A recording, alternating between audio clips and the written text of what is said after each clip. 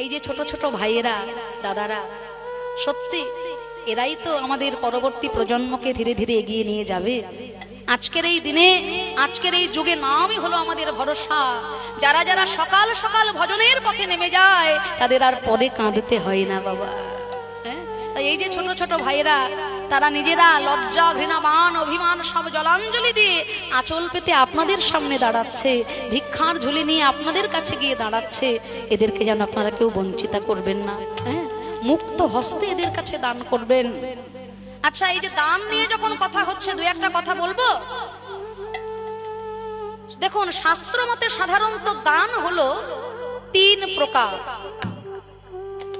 শাস্ত্র মতে দান হলো 3 প্রকার: রাজসিক, তামসিক আর সাত্ত্বিক। রাজসিক দানটা কেমন একটু বলি। হ্যাঁ, তার আগে বলি, ওই যে ভিক্ষার ঝুলি নিয়ে গেছে, ওখানে ঠুংঠাং শব্দ হচ্ছে, ওই শব্দটা বন্ধ করতে হবে বাবা।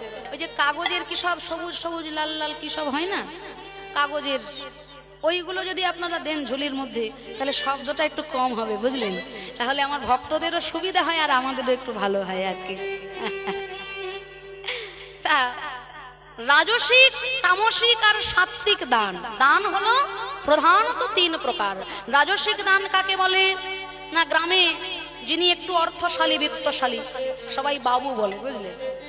তা গ্রামে একটা মন্দির নির্মাণ হবে, ক্লাবের সব ছেলেরা এসে ধরেছে যে বাবু, এবছর আপনাকে 10,000 টাকা ডোনেশন করতে হবে, আপনি যদি এগিয়ে না আসেন এত বড় মন্দির কোনোভাবেই সম্ভব হবে না। তা বাবু বললেন, শোন বাবা, 10,000 আমি তোকে দিতে পারি, কিন্তু মন্দিরের যে মার্বেল প্লেটটা আছে ওখানে কিন্তু আমার নামটা একটু বড় বড় অক্ষরে লিখবি, বুঝলি? আরে বাবা, দূর দূরান্ত থেকে যারা আসবে তারা তো আমার নামটা একটু দেখুক নাকি গো, তবে তো ভালো লাগবে। এরকম অনেকে আছে না, দেখবেন 10টা টাকা সেফটি পিনে করে আমার কাছে নিয়ে এসে অনেক মায়েরা কানে কানে বলবে, ওমা একটু বলে দাও অমুক গ্রাম থেকে আমি অমুক, আমার ছেলে অমুক, আমার নাতি অমুক, হ্যাঁ, আমাদের যেন পরিবারের সবার মঙ্গল হয়, লোকে একটু জানুক যে আমি 10টা টাকা দিয়েছি, বুঝলি? বৃন্দাবনে যাবে, দেখবেন বড় বড় মারোয়ারি ভক্তরা সেখানে হাজারের গল্প নেই, লক্ষ লক্ষ টাকা মন্দির কমিটিকে দান করছে, কিন্তু একটাই নিবেদন, বাবা ঠাকুর নাম যেন প্রকাশ করবে। আমি কার জিনিস কাকে দিচ্ছি, কাকে দিয়ে নাম জাহির করছি? যার জিনিস তিনি নিজ গুণে কৃপা করে গ্রহণ করে নিচ্ছেন, আর আমি আমার নাম জাহির করে লোককে শোনাচ্ছি। লজ্জা। এই রাজসিক দান কখনো করবেন না। যেটুকু দান করবেন করবেন, তার জন্য নাম জাহির করে ফাটানো, এটা বড্ড অপরাধ, চরম অপরাধ। এই নাম জাহির করা কিন্তু চলে না, রাজসিক দান হয়ে যায়। আপনারা জেনে রাখুন, যারা যারা দান করবেন, আপনারা যখন দিলেন তখন কোন পদ্ধতিতে দান দিলেন সেটা আপনারা বুঝতে পারবেন যদি এটা জানা থাকে। তারপর কি না, তামসিক দান।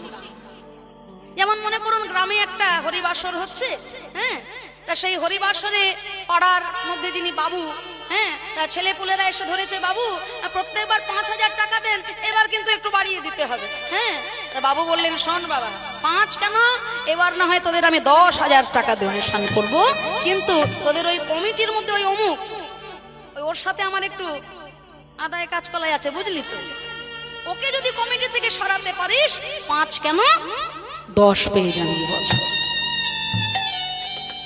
মানে আমি দান করলাম, আমার দানের মাধ্যমে আর একজনের ক্ষতি সাধন করে দিলাম, দানের মাধ্যমে আর একজনের ক্ষতি হয়ে গেল, এটা হলো তামসিক দান। যেমন মনে করুন 3 বন্ধু একসঙ্গে পড়াশোনা করে, একজনের কপাল ভালো, একটা ভালো চাকরি পেয়ে গেছে, তা যেই না চাকরি পেয়েছে আর 2 বন্ধু কি ছাড়ে? 3 জন একসাথে পড়াশোনা করেছি, তুই এত তাড়াতাড়ি চাকরি পেয়ে গেলি, তা হ্যাঁ রে আমাদের কিছু খাওয়া। তা যেই না 500টা টাকা বন্ধুর হাতে তুলে দিয়েছে, তো ওই 500টা টাকা নিয়ে 2 বন্ধু কি মিষ্টির দোকানে গিয়ে রসগোল্লা কিনে খাবে? মা, হ্যাঁ, কি খাবে? জল খাবে? ও মায়েরা সব জানে, বুঝলেন তো। তাহলে দুই বন্ধু ওই অর্থ নিয়ে কিন্তু যেখানে গেল, যা করতে গেল, তাতে কিন্তু তার আরো পাপ হয়ে গেল। কিন্তু ওই অর্থটা যদি সেই ব্যক্তি গোবিন্দ মন্দিরে দান করতেন, ভক্ত সেবার জন্য দান করতেন, সেই দান কিন্তু গোবিন্দের চরণে তোলা থাকতো। তাই আপনারা দান করলেই যে আপনাদের পুণ্য হবে তা কিন্তু নয়। যোগ্য জায়গায় যদি দান করতে পারেন তবেই পুণ্য, অযোগ্য জায়গায় যদি দান হয়ে যায় দানে কিন্তু পাপ হয়ে গেল, তামসিক দান। এরপর আসছে সাত্বিক দান, যে দান করেছিলেন দ্রৌপদী। একদিন যখন শিশুপালকে ভগবান 100 অপরাধ ক্ষমা করার পর 101 অপরাধ করায়, সুদর্শন চক্র দ্বারা শিশুপালকে যখন ভগবান হত্যা করলেন, সুদর্শন চক্রের দ্বারা ভগবান কৃষ্ণের আঙুল কেটে গেছে, ঝরঝর করে রক্ত ঝরছে। তখন সবাই চঞ্চল, সুভদ্রা দেবী, কুন্তী দেবী, এনারা ব্যস্ত হয়ে কাপড় খুঁজতে যাচ্ছে, যে কোথায় গেলে একটু কাপড় পাবো, কৃষ্ণের আঙুল কেটে গেছে, তাড়াতাড়ি বেঁধে দিতে হবে। আর সেই সভা মধ্যে উপস্থিত তখন দ্রৌপদী। তিনি কিন্তু এদিক ওদিকে কাপড় খোঁজার সময় পেলেন না। তিনি অঙ্গে যে বসনটা পরেছিলেন, যে কাপড়টা পরেছিলেন, সেই কাপড়ের আঁচলটা ছিঁড়ে দিয়ে ভগবান কৃষ্ণের আঙুলটা তখন বেঁধে দিলেন। ভগবান কৃষ্ণ আমার মনে মনে চিন্তা করে, আজ আমার এই বিপদে কালে তুমি আমায় বসন দিলে,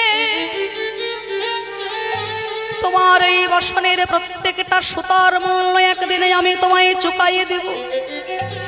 যেদিনে তোমার বসনের প্রয়োজন হবে, আজ মনে মনে কথা দিলাম, আমি সেদিন হাজার হাজার বসন দেব। হরি হরি বসন দিব, হাজার হাজার বসন দেব।